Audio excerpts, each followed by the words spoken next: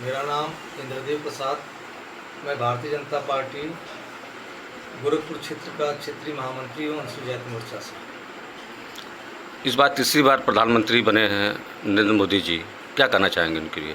तीसरी बार प्रधानमंत्री माननीय नरेंद्र मोदी जी बने हैं, उनको मैं तीसरी बार प्रधानमंत्री बनने पे बहुत बहुत हार्दिक बधाई देता हूँ।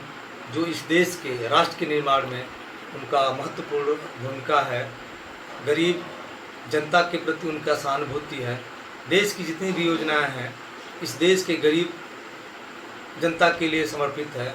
मैं उनको इस बात के लिए भी बधाई देता हूं जिन्होंने सारी योजनाएं देश के गरीब, अनुसूचित वर्ग और हर वर्ग के लिए, चाहे जिस भी आज के हो, गरीब हो, उनको योजनाएं उनके लाभ तक उन तक पहुंचाते हैं।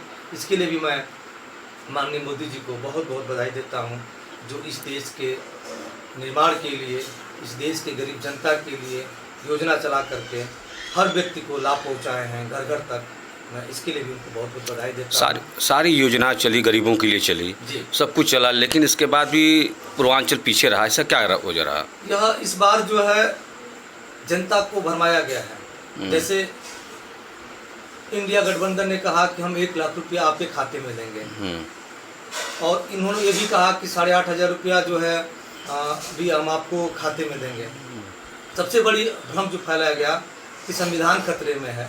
मैं कहता हूं कि 3 बार माननीय मोदी जी ने जब प्रधानमंत्री की शपथ ग्रहण लेते हैं तो बाबा साहब और भारतीय संविधान को अपने सर पे उठा करके दंडवत प्रणाम करके कसम खा के कहते हैं कि मैं इस संविधान में किसी तरह का, चाहे आरक्षण के प्रति हो, चाहे संविधान के सुरक्षा के प्रति हो, कहीं से कोई खतरा नहीं है। उसको भ्रम फैला करके उसका लाभ लेने का जो प्रयास किया है, यह जो है यह विपक्ष पार्टी ने किया है, इसका कुछ प्रभाव पड़ा है।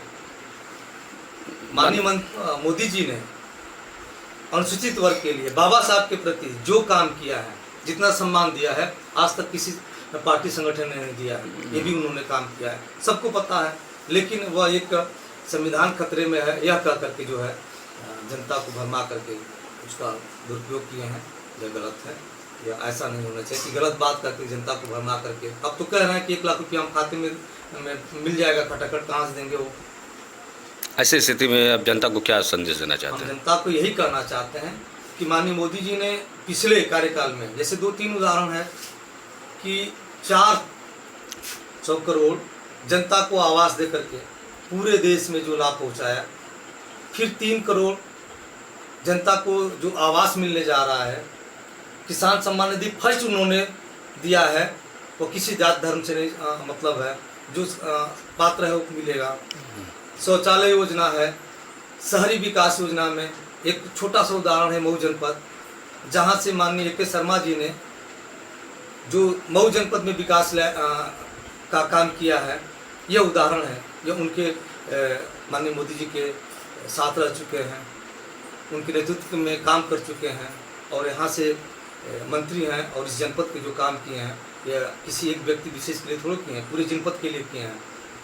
जो हम 25 साल से काम नहीं कर पाए थे अपने वार्ड में, हम 1 साल में अब तक ले हम 5 करोड़ का काम कर चुके हैं माननीय के शर्मा जी के नेतृत्व में। ये 5 करोड़ का काम हो चुका है भाई साहब, चल रहा है अब तक हमारे वार्ड में। और पूरा गालीपुर वार्ड इस 5 करोड़ योजना का अगर जो आया है काम चल रहा है, संपन्न हो जाएगा तो पूरा वार्ड 100% जो है नाली खंजा, इंटरलॉकिंग और सीसी से कंप्लीट हो जाएगा गालीपुर। विकास तो हुआ, इस पे कोई कहीं दो राय नहीं है, लेकिन कहीं कहीं जो जनता जो है नाराज़ थी कि रोजगार, महंगाई, ऐसे स्थिति में। महंगाई पे तो हम नहीं कहेंगे, महंगाई तो आज हर व्यक्ति दवा फ्री है, राशन फ्री है, स्वास्थ्य फ्री है। इस पे हम नहीं कहेंगे कि महंगाई पे कोई है। रोजगार की बात को मैं स्वीकारता हूँ, मैं भी कहता हूँ कि रोजगार में जो है कुछ गिरावट है, लेकिन अगर आंकड़े के हिसाब से देखा जाए तो सरकार ये कहती है पिछले सरकार से हम अधिक काम किए हैं, अधिक लोगों को रोजगार दिए हैं आंकड़े के हिसाब से, लेकिन जनता कहती है हमको रोजगार नहीं मिला। तो मैं भी यह चाहूँगा, मेरा आग्रह है कि अगर जनता की मंशा यही है कि रोजगार हमको नहीं मिला है तो कुछ रोजगार पे पहल करके इस पे काम करें। मैं भी चाहता हूँ कि आग्रह है कि युवाओं को कुछ रोजगार मिले, ताकि यह संदेश न जाए कि रोजगार में सरकार जो पिछड़ी हुई है। लेकिन सरकार से हम इस पर चर्चा करते हैं, सरकार ये कहती है कि जो पिछली सरकार रोजगार दी है उससे हम अधिक संख्या में रोजगार दे चुके हैं। लेकिन अब विपक्ष का या लोगों का कहना है कि रोजगार में सरकार पीछे है। तो मैं भी कहता हूँ कि इसमें और निवेदन करता हूँ कि सरकार योजनाएं कुछ चलाएं ऐसी, ताकि जनता में ये संदेश जाए कि रोजगारी पे ही सरकार काम करना चाहती है। अगर इस पे काम कर लेती है तो एक अच्छा संदेश जाएगा। ये मेरा भी सुझाव है, रोजगार पे कुछ काम हो। ऐसी स्थिति में क्या जनाधार बढ़ेगी आपकी? हाँ, बिल्कुल जनाधार बनेगा। हम तो विकास के काम कर रहे हैं, राष्ट्र हित में काम कर रहे हैं, हर व्यक्ति के उत्थान के लिए काम कर रहे हैं। तो अगर एक रोजगार मुद्दा है तो उस पर भी अगर सरकार अमल कर ले तो उनका मुद्दा ही खत्म हो जाएगा। रहेगी संविधान की बात, तो संविधान खतरे में है, ये तो गलत संदेश पहुंचाया गया है। अब वो बताए, कांग्रेस ने जब